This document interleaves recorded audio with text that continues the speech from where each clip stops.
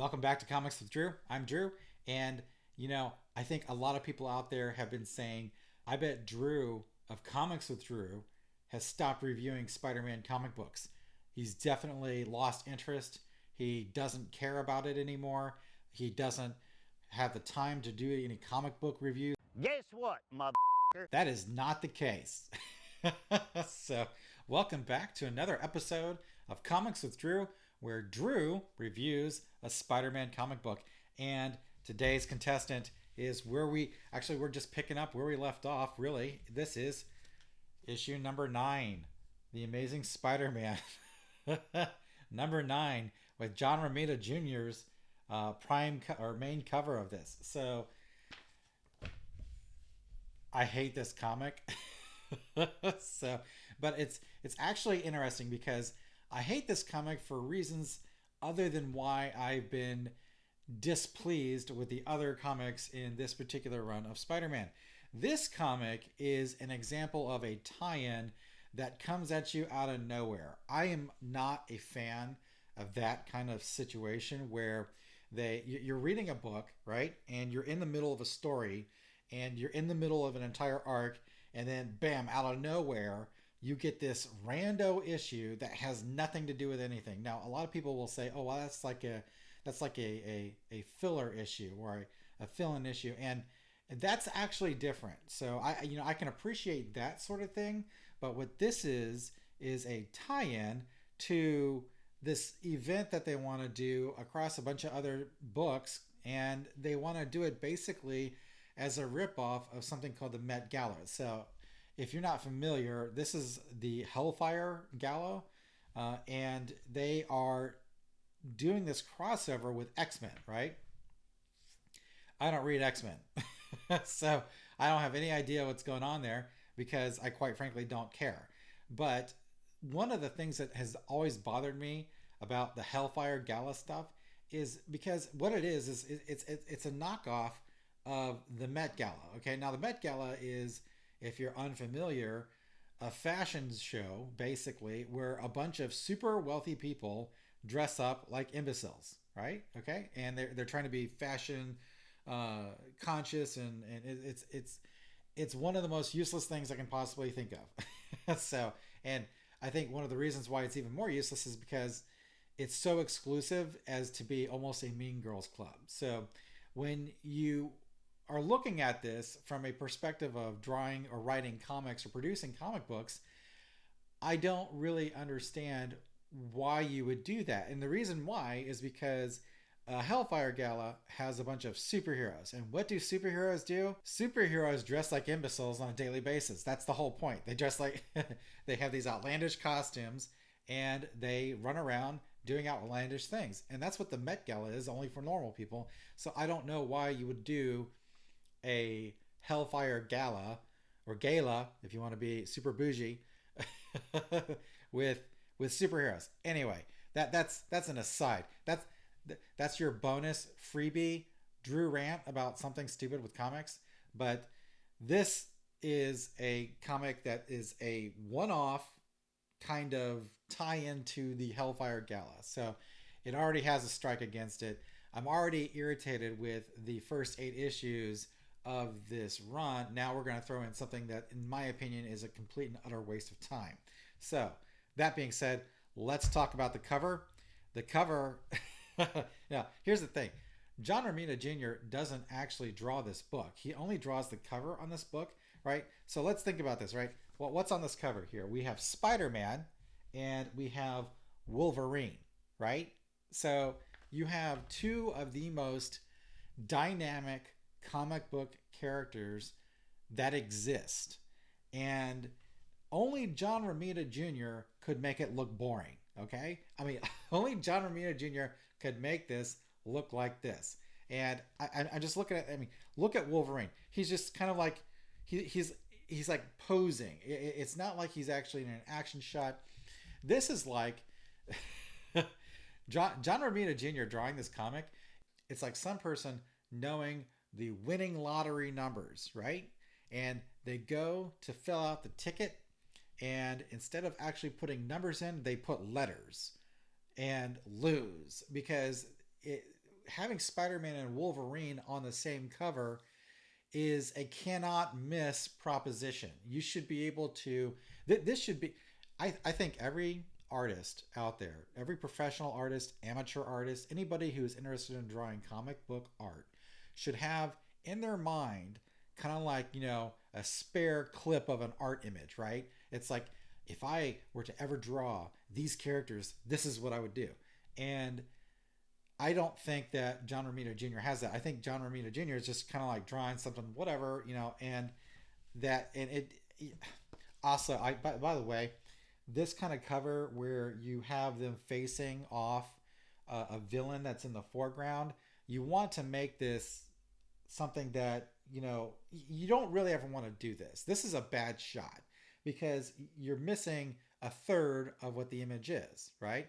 Unless you already know what the villain is, or you have something else that's going on that's actually showing you, giving you an unmistakable hint. Don't basically do a gigantic black mark through the front cover here. It's just stupid. Now, the thing that disappoints me is that Patrick Gleason is the artist for this book, right? And the Patrick Gleason cover sucks as well. So the Patrick Gleason cover has Tombstone, and he's beating the heck out of Spider-Man, but it's another really static shot. There's actually a page in this book that should have been the cover, and I'm going to show that to you. So, in fact, I'm going to show it to you right now. Boom. Look at this cover. This is what you would want to put on the cover of this book. This cover right here, this image, right, would sell this book alone. You've got Wolverine. You've got him in full claws ablaze, basically. Everything is out and about. You've got a dynamic, almost McFarlane-esque pose of Spider-Man. They're coming down. They're fighting at what looks to be like a giant robot.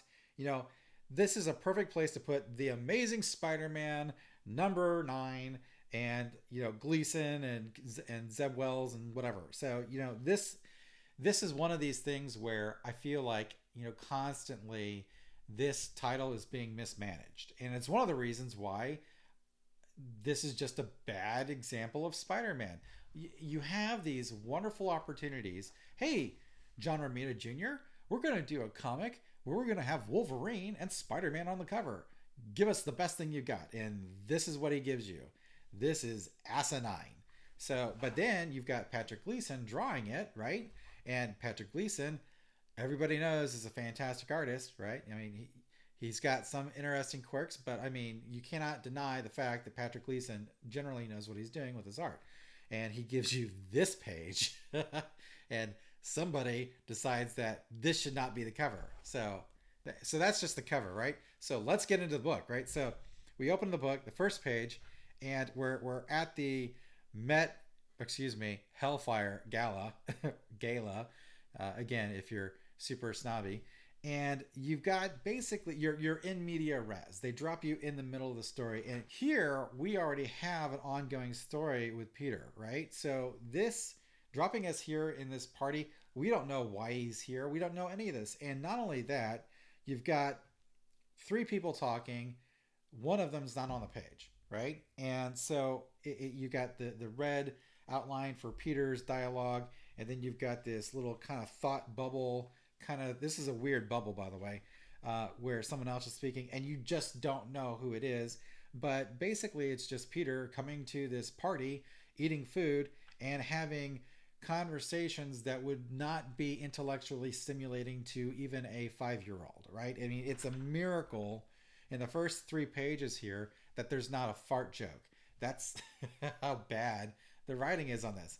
And, it's not that it's a bad thing that you could put like someone in a party like this, but you would want to have something that's better than, oh, you're a spider, where does your web fluid shoot out of? I mean, stuff like that is just, I mean, honest to God, how long have we had Spider-Man comic books now?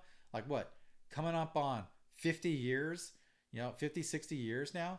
And this is the kind of stuff that we're putting in the book. I mean, it's like, come on, dude. Come on, Zeb. Zeb, I know you're better than that. I just do.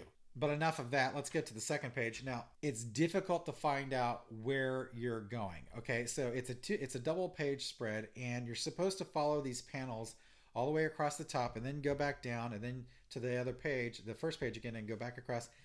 I don't see any reason why you should do this because there's not a compelling visual story to tell with this. You're just breaking it up just to be difficult and just to be obtuse.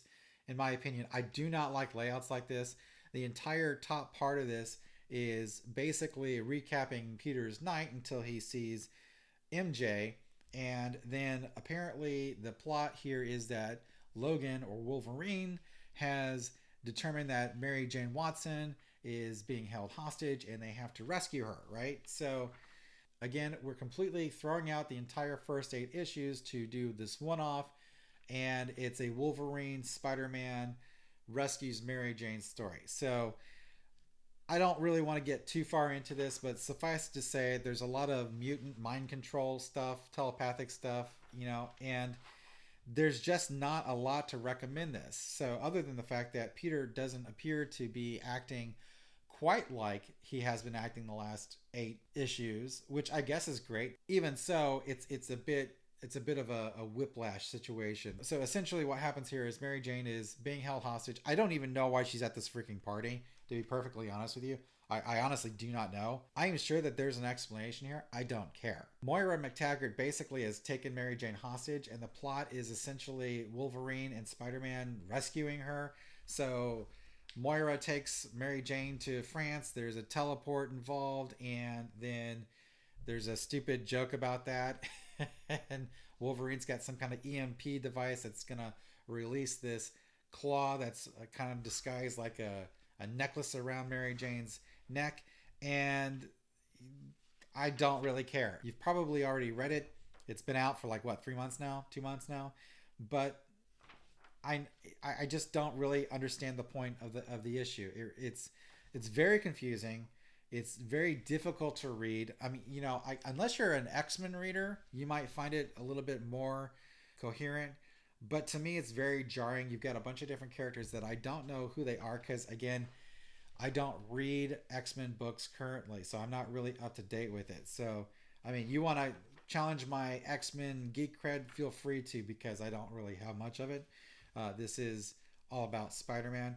But the bottom line is they finally rescue Mary Jane, and there's some talk where Peter's like, oh, let's go talk, and Mary Jane's, no, we can't talk, and it's like Peter's completely forgotten what's been going on the last 8 issues, which is a frequent occurrence in this particular run of Spider-Man where Peter kind of forgets about things. So I think what really stands out to me about this particular issue is that the last page here, I think, kind of sums it up, right? Mary Jane says it's about responsibility.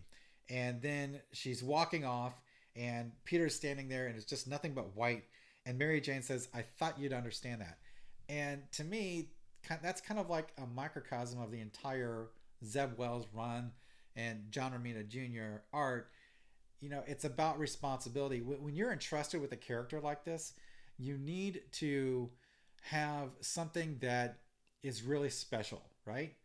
Spider-Man is the big deal. I mean, Spider-Man is the book. And if you don't have something worth writing, or you don't have something where you not really want to put your soul and your entire best effort into putting this together, then I think that's a problem, and you're not going to do your best work. And it's a disservice to the book, the title.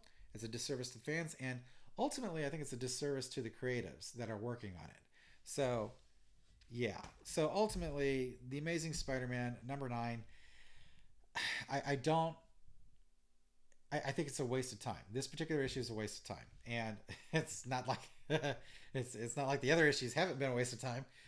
They've also been a waste of time, but this is just like a special pit stop in wasting everybody's time. There's not something in here that's overwhelmingly angering to me, but I think if you're going to do something like this, if you're going to do a one-off that kind of features the same writer, right? You've got the same writer. Just do something that kind of is more cohesive with what you're actually trying to do. Now, the problem could be that Wells isn't really trying to do anything. So it could be that he's just kind of doing it by the seat of his pants, which would explain a lot. But okay, I will say this: there is fantastic art in this book. So there is actually a page that I want to mention. This panel here is, I think, very important because of the fact that you've got a phenomenal Wolverine. By the way, this is an amazing Wolverine shot. I didn't white out the dialogue because Peter says, "I'm getting tired of being told to wait. Mary Jane is the most important person in my life, and you want me to wait?" Well, Pete, you've not been acting like she's the most important person in your life, at least the past 8 issues.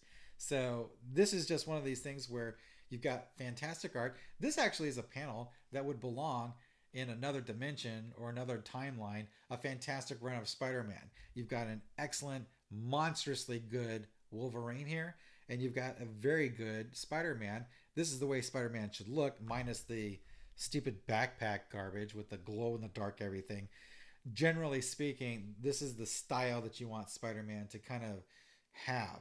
But and this is the dialogue you want Peter Parker to be having as well. But it's just a sad kind of tease and cruel reminder that we could be doing a much better job of Spider-Man at this point. So again, it's the Amazing Spider-Man #9, and it's the Hellfire Gala tie-in. It's a gigantic total waste of time, and yeah. So thanks for watching Comics with Drew. I'm going to be doing some more reviews. So I've got 10 now. Here's the, oh my God. Let me get into this real quick here. This is, they've got issue number 10 with Gwen Stacy here. And I have thoughts about that book. That, stay tuned for that. Because I'm, God, number 10 really pissed me off. So I hadn't had a chance to do these reviews. Where I live, I've had 2 hurricanes in the past two or 3 months, so lots of stuff going on. But so comics and comic reviews were on the back burner. It wasn't even that I wasn't even just doing reviews. I wasn't even reading comics. So, but I've gotten into them. I've still been buying them and picking them up. But yeah, so I did issue 8, and I needed to do 9. So I just want to make sure that my viewers here, you all, wonderful, kind people, actually got your money's worth, or at least your 15 minutes worth of time to listen to this review. But aside from that, hot trash as usual, but not actively nasty and disrespectful to the entire legacy of Spider-Man. Wait for issue 10 to get some of that. So again, thanks for watching Comics with Drew. I'm Drew, and I'll catch you next time.